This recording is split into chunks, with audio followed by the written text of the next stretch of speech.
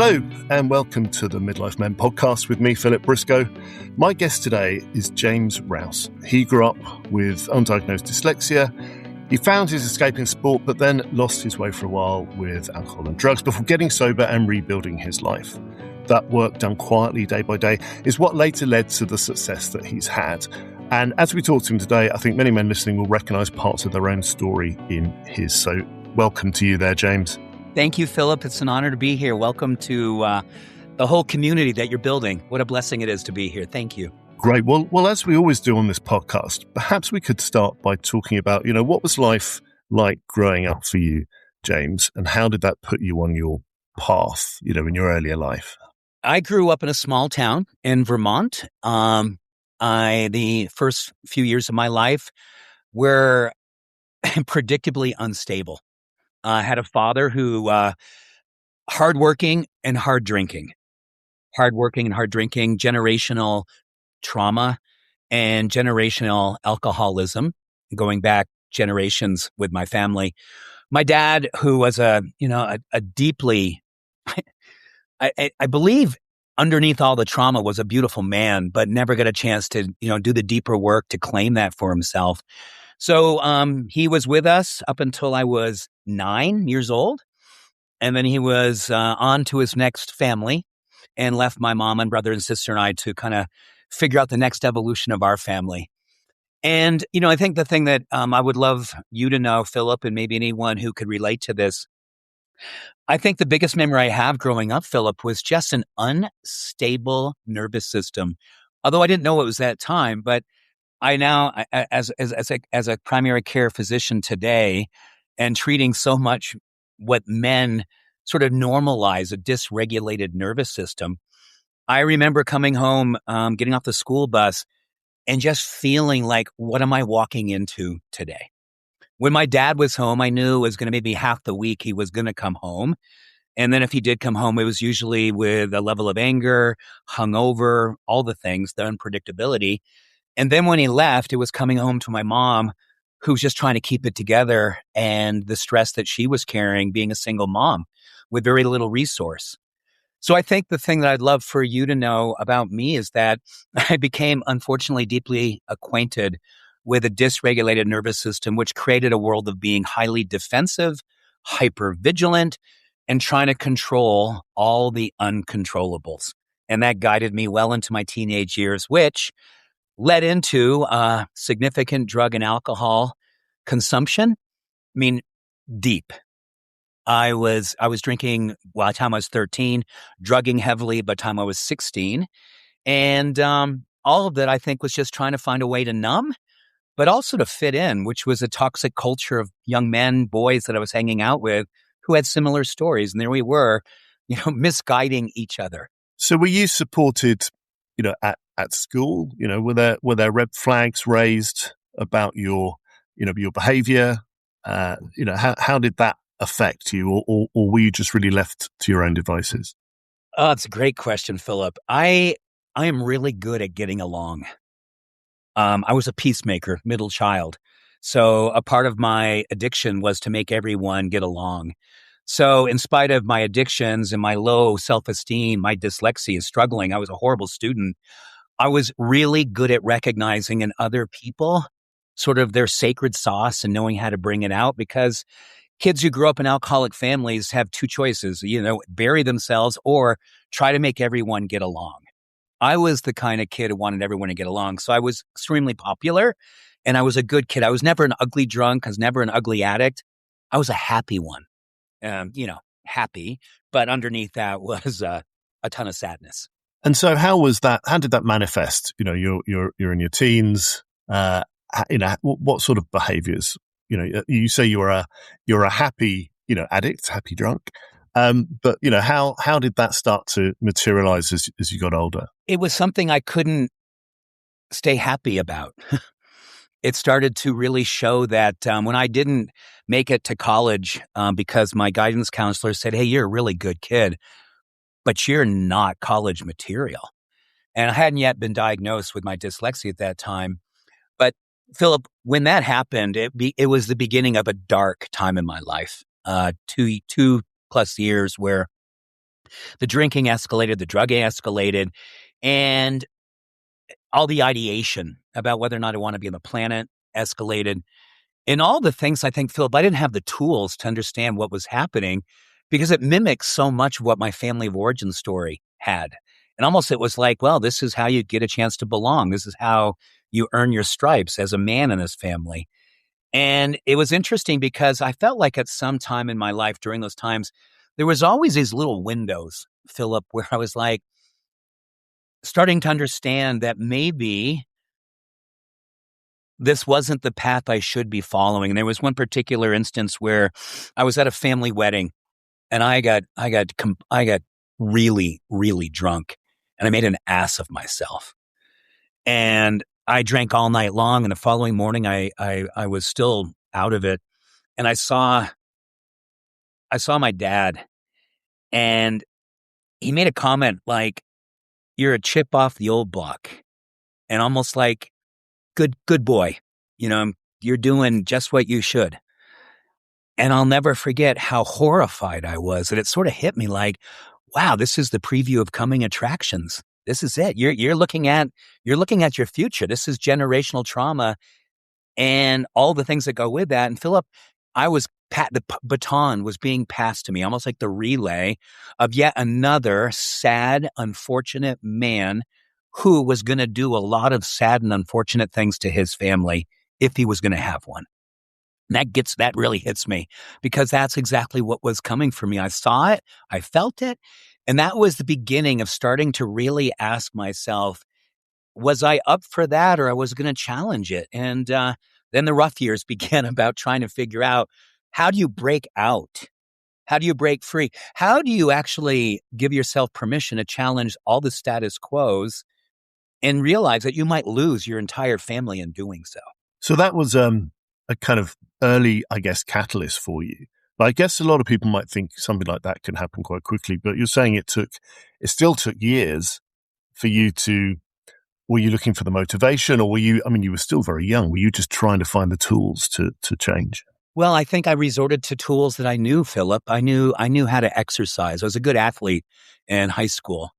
And I started trying to ride a bike a long ways to see if I could literally outride my pathology, my low self-esteem, my depression, my deep, deep darkness.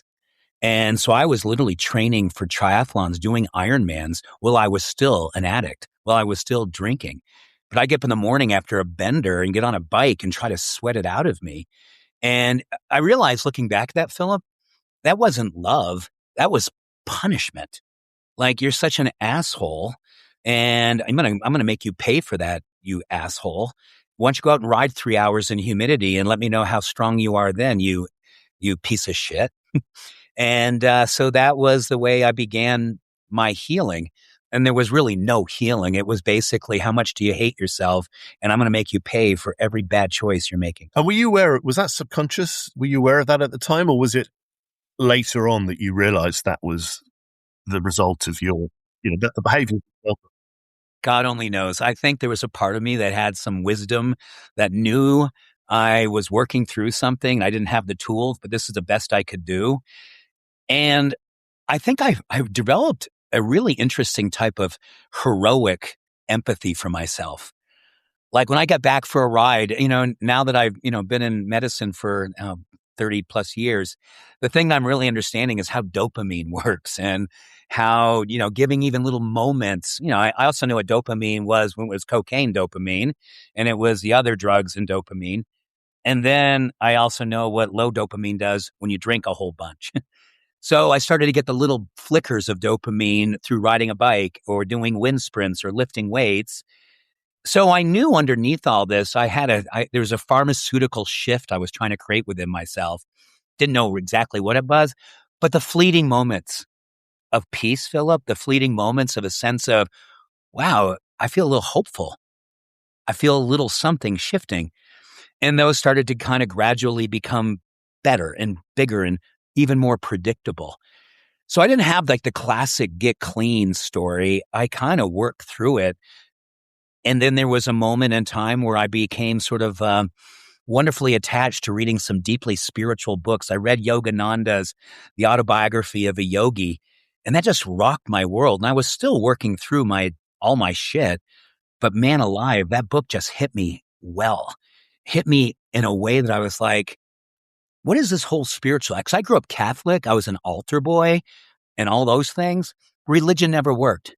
It was the spiritual thing that started to really hit me in a different way and give me pause to think about a different way of leading my life and wanting to lead my life differently.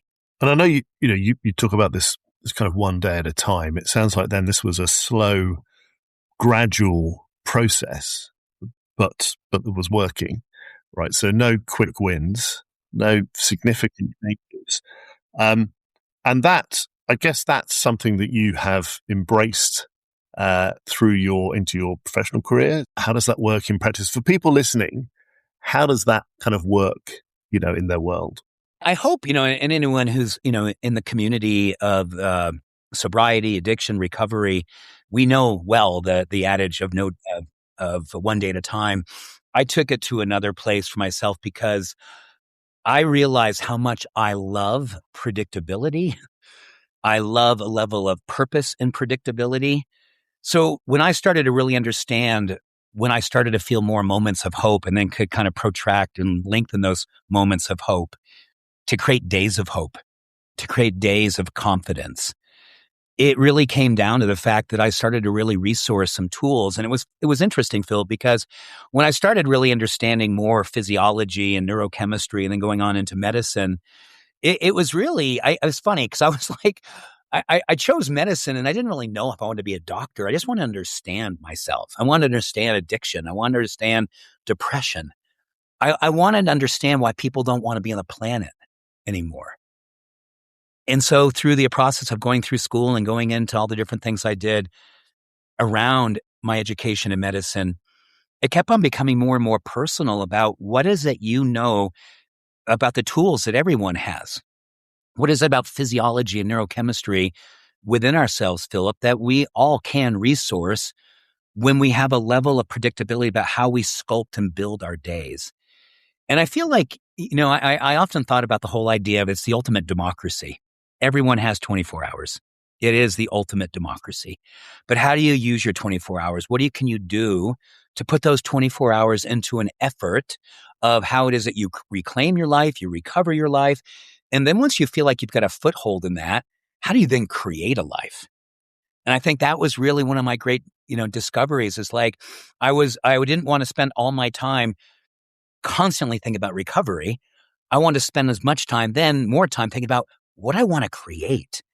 And then really leveraging physiology and leveraging spirituality and leveraging all the things that you and I know so deeply well gives us permission to starting to curate something that we're proud of.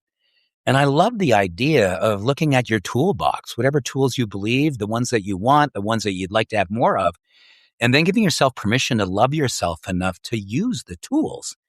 And I read a book, Albert Bandura, who's a psychologist. Phil, he talks about something called self-efficacy. I think with people in recovery, we spend a lot of time in past regret or future fear. But what self-efficacy is about how do I stay present with the good things that I'm doing, the hard things that I'm overcoming, the language that I'm using, the way I'm showing up, all those things. When we're in present moment awareness, that is one of the greatest building tools for anyone. People in recovery, people working through addiction, people trying to overcome depression, people wondering whether or not they want to be on the planet. What we know is the brain loves the reinforcement of seeing the good that we're doing in the moment and not spending too much time about what we didn't do so well historically and wondering whether or not we can sustain and keep doing well in the future.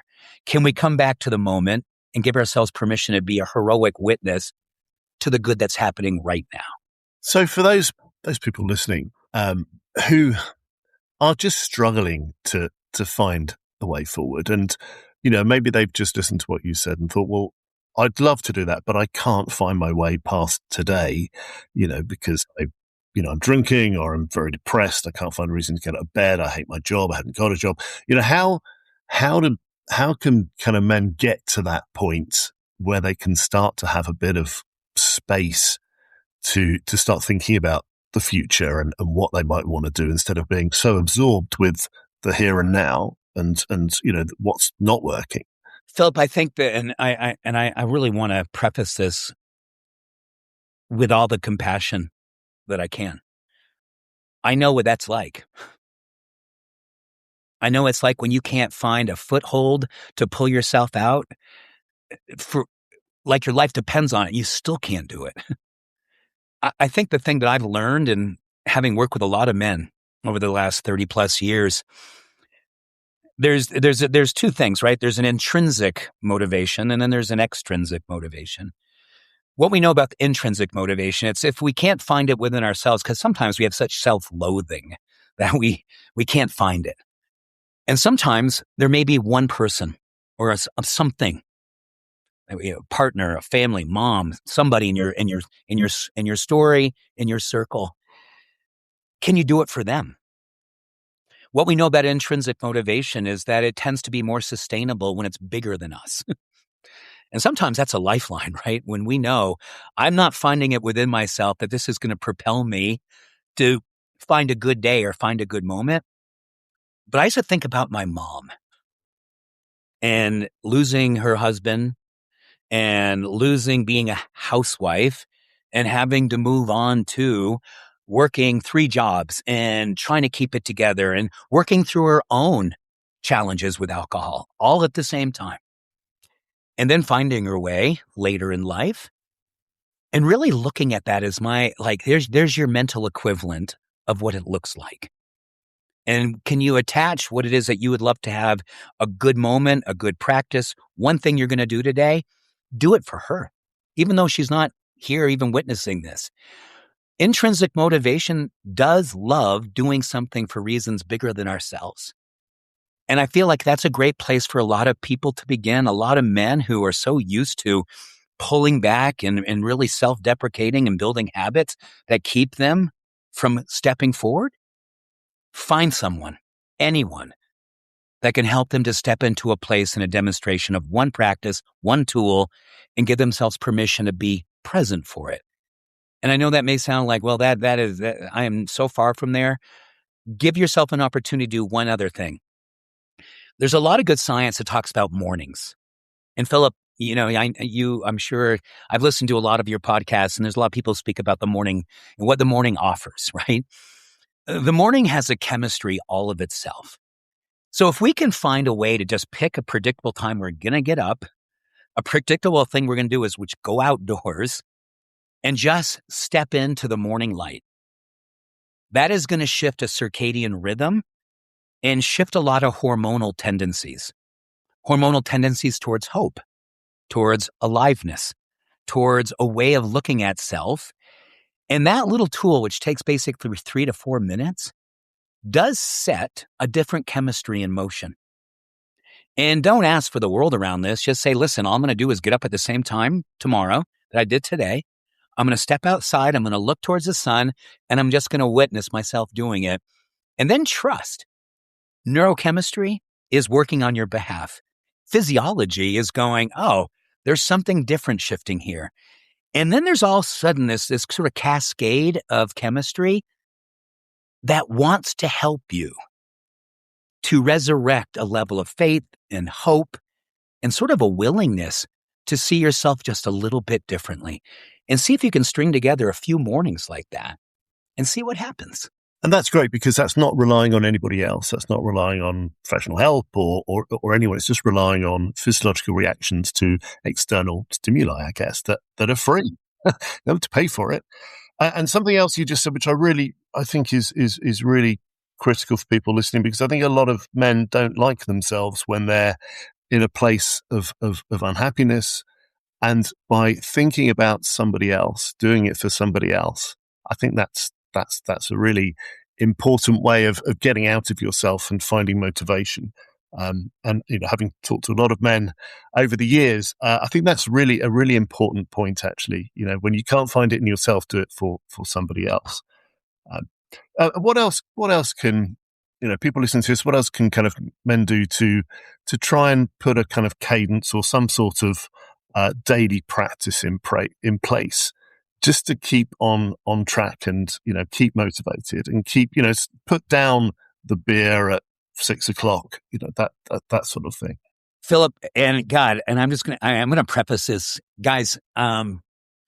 This is gonna be hard for a lot of you, and I want you to know, was so helpful for me. There's a lot about the masculine, right? When we're in it and we're not feeling good about our masculine, our body is changing. Maybe we're less. The shape of our body is changing. We're putting on weight, not just physiologically, it's emotional weight as well. I read a study about 10 years ago that really, really has helped me help a lot of men and really reinforce for myself, Philip, something I think is such a beautiful thing. Guys, no matter if you're an athlete or not an athlete, once was an athlete, there's a study that talked about doing something hard. And hey, listen, it's hard enough to be in recovery, but I'm just going to go ahead and just put energy into this for you. Choose something hard eventually. And one of the things that I love is go get yourself a pair of old dumbbells. Get yourself a weight. Grab a cinder block.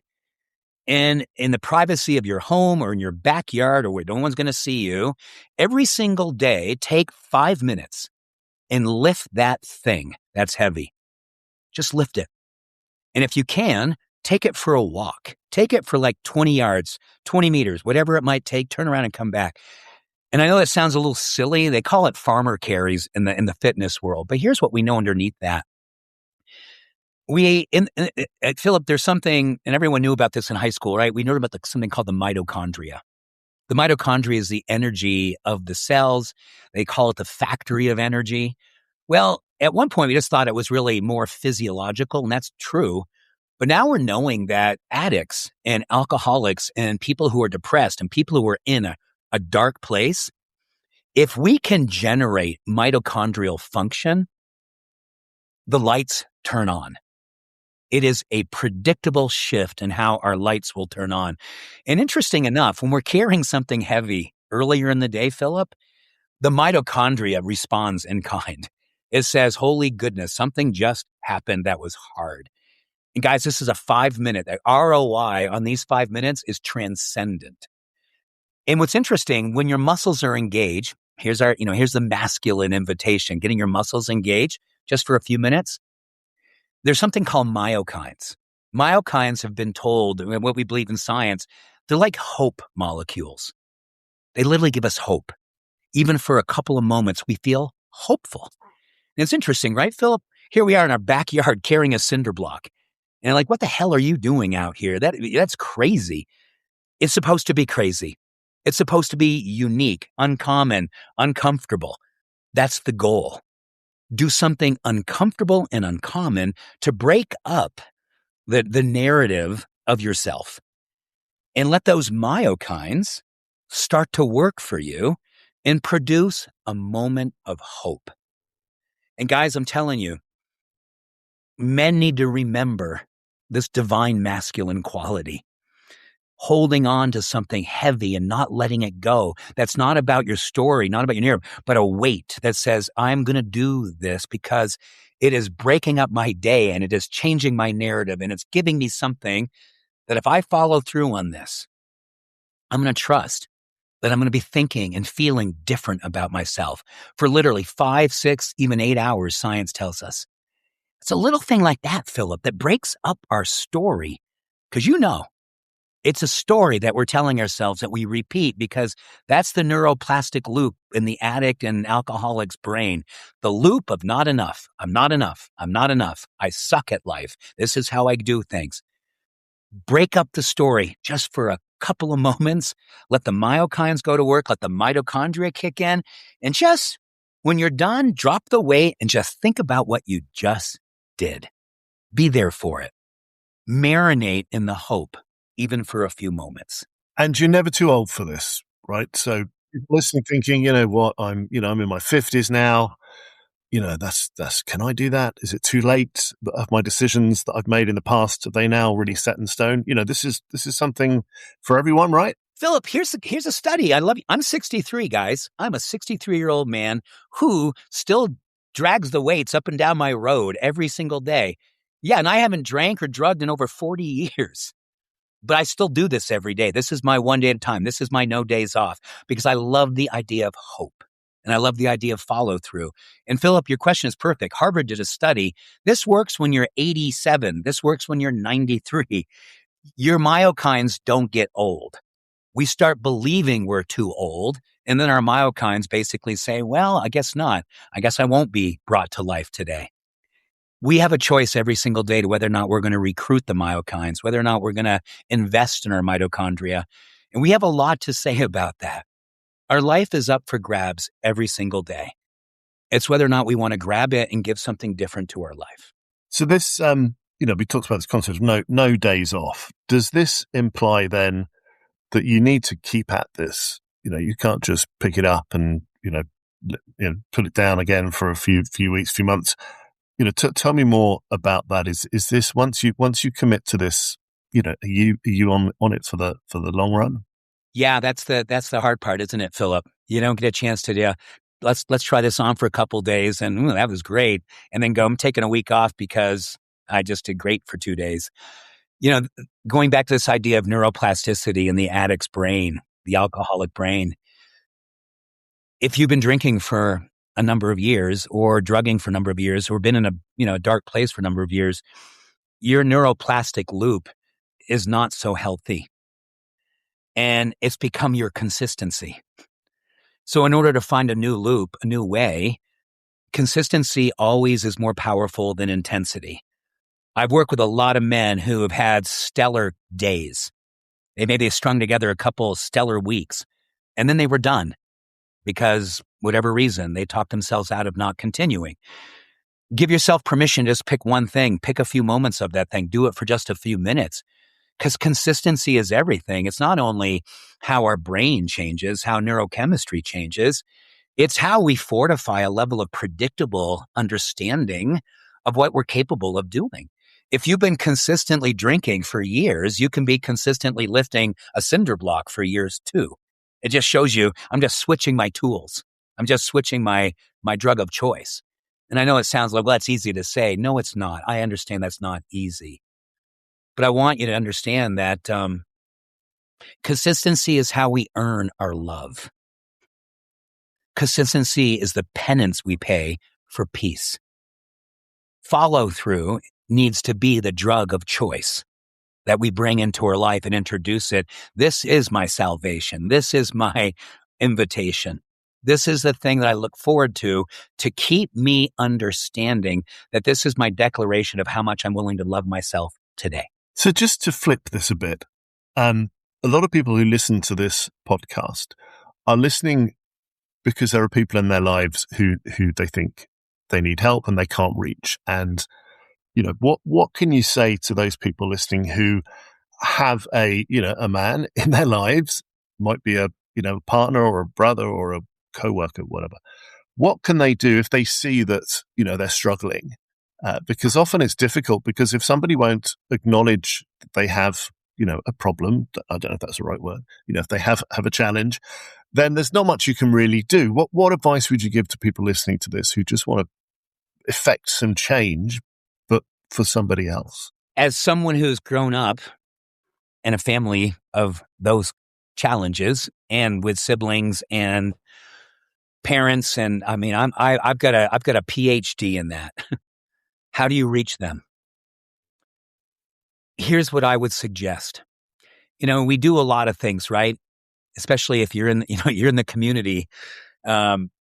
We've all tried. I'm gonna follow them around, and if I see them sneaking, I'm gonna do an intervention, and I'm gonna try to get them to a meeting, or I'm gonna do. Okay, I'm sure most people have done that at this point. Here's the thing that a lot of people don't do. Become the moral exemplar. And I don't mean like morality, like I'm better than you. I mean like I'm going to create a version of myself that's going to be so effing contagious.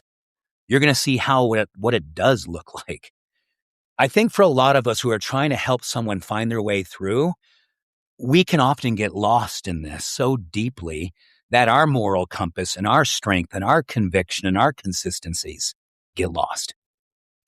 I've lost people I love to addiction. They're no longer here. And I have seen both sides where I was trying to throw them lifelines every single day, policing their bad behavior. Or I've also said to myself, the best thing I can do is become the self that I know they can. Not because I'm better, not because I'm doing something that is just extraordinary. No, I'm a big believer. There's this thing called moral contagion. And it sounds a little lofty, but what's interesting, Philip, when you are leading a life that's principally centered, when you're taking good care of yourself, when you really are exercising your tools of self-development and really, really building on that with a level of no ego in this, but just I'm a solid human. It is contagious to those around you. Science tells us time and time again, we can pull others out through our example. And that's interesting, right? Going back to that question you had a few minutes ago, like if I was going to see if I could, get myself out of this dark place, these challenges, pick someone to do it for. Well, it's kind of similar storyline right here. I'm going to become this really, this best version of myself.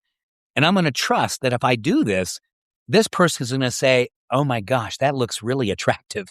My physiology is feeling affinity for this. And I feel like what's beautiful about this, I think when we've done enough work, Philip, our vulnerability becomes the most trusting piece of our life with that person.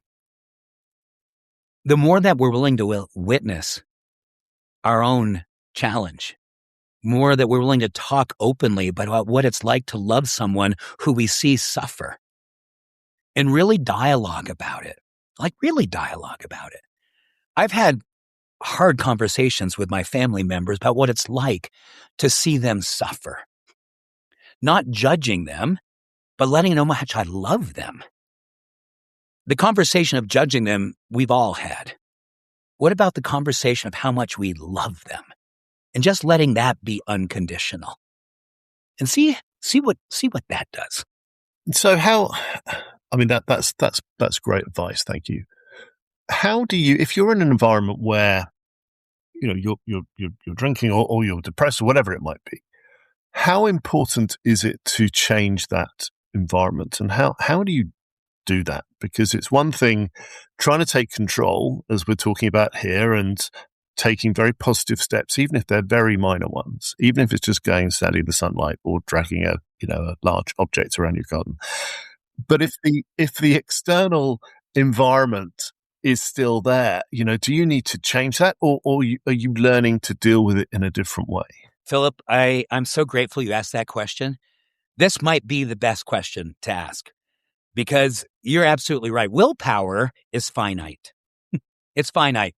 There's three things that we know will build willpower. Science tells us, number one, it's prayer or meditation builds willpower. Balancing your blood sugar by eating healthy whole foods builds willpower. The third thing is exercise. Those are the three things clinically proven to build willpower. And it's still finite no matter how good you are with those. Here's the one thing that actually augments a sort of a transcendent level of willpower. What's around you in your environment?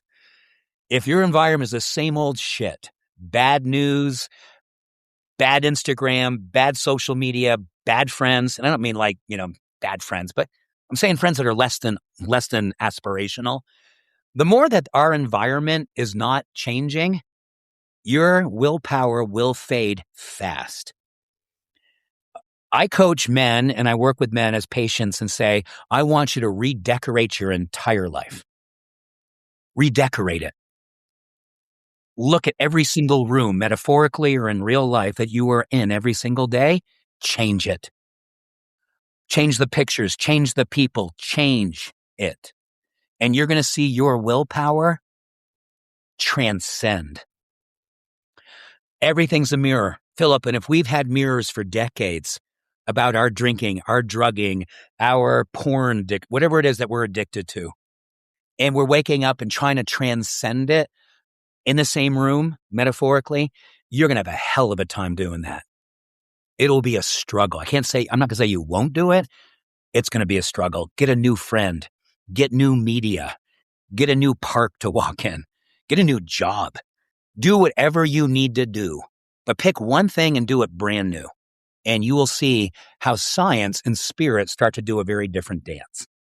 So let's just, if we kind of close now on, I know you've talked about this already, but I'm just thinking, people listening to this, what can they do now? What can they do? They've been inspired by what you've been saying, James, and, they think, right, I'm going to give this a go now. I've tried many, many times before and failed. I'm going to give it a go. What's one piece of advice you can give them that they can do, however small, just to set them on that path that probably anyone can achieve? It's not too lofty that they're going to fail. I would begin with this. The science on a growth mindset versus a fixed mindset. Addicts and alcoholics, people who have addiction, tend to have what they call a fixed mindset. We've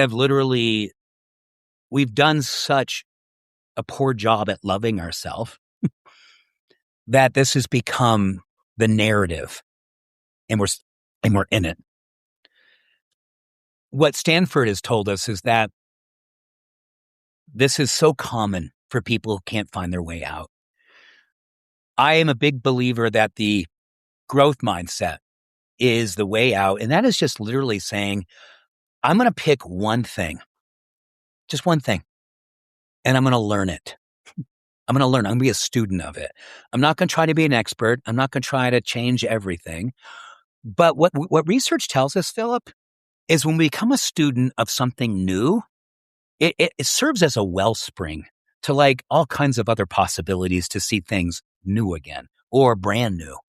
So maybe it's not about like focusing on, I'm going to stop drinking or I'm going to stop drugging. Maybe it's focusing on something completely different than that, because it works the same way in our brain. That's the beauty. So if you're married or you've got a partner, you've got a kid, be heroically better at being a husband, a dad. Like, get your shit together there. And don't make it all about booze or drugs or porn.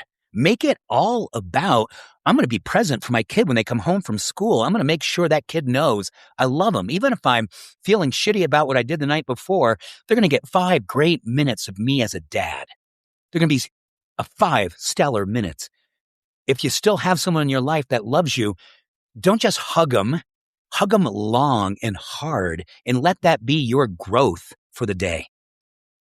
What I find too often, we focus on the pathology, we focus on the dark thing, we focus on the challenge, and we're trying to move that immovable object. But go over here and do something that's completely unrelated, that you have a whole lot more control of, and give yourself to that. And then watch how that impacts the immovable object, the challenge, the dark thing, the drugs, the alcohol. It's pretty cool. It's kind of like, man, I was over here hugging my wife, and she never felt me hug her like that. Man, she was so excited to see me do this, and I felt great about myself. And then all of a sudden that night, I didn't have a 6-pack. I had a couple of beers. That's all I wanted, because that's how chemistry works when we're feeling hopeful, when we're feeling more fulfilled, when we feel like we have more self-efficacy. That one is something I'm sure people don't talk about nearly enough. That's a life-changing change of the way in which we do our life, how we do our day. Jason, if people want to find out more about your work or contact you, where should they find you? I think the best place to find me these days is Instagram. And guys, I'm 63. Ladies, I'm 63. So I don't know what the hell I'm doing on Instagram. I just post, and it seems to work. I just post about life every day. And so it's at Dr. James Rouse. So Dr. James Rouse, Rouse. That's my Instagram. And you can direct message me there if you have questions, thoughts. I talk about real life there, Philip. I'm not selling anything there. I just talk about real life, what it's like to be participating in your life, to feel good about participating in your life. And I'm open about all the things. I'm open about the fact that I know what hell is. I lived in hell. I grew up in some hellish experiences. And I'm really good about helping people to get out of hell. I think the ones that are good about helping others get out of hell, the ones who actually live there too. It's hard if you haven't lived there to get them out. You just don't know what it's like. I do know what it's like. And that's what this podcast is about. So, James, it's been a pleasure. Thank you so much. I think so many people listening are going to really get benefit from what you've been saying. Philip, I just want you to know I appreciate what you're doing. This is a giant service. It's a heroic service. We need to feel like there's places that we can go and hear other people's stories so our story doesn't feel so bleak, or our story feels like it can be add a chapter, something hopeful. So thank you for what you're doing. It's heroic and it's necessary. I appreciate you. Thank you. Thank you for listening to the Midlife Men podcast with me, Philip Briscoe. If you want to find out more about James, you can find him on Instagram as Dr James Rouse, Rouse. To help raise the profile of the podcast, it really helps if you can review the show, and please do share it through your own networks. If you have a story you'd like to share, then please do contact me through the website mid-lifemen.com.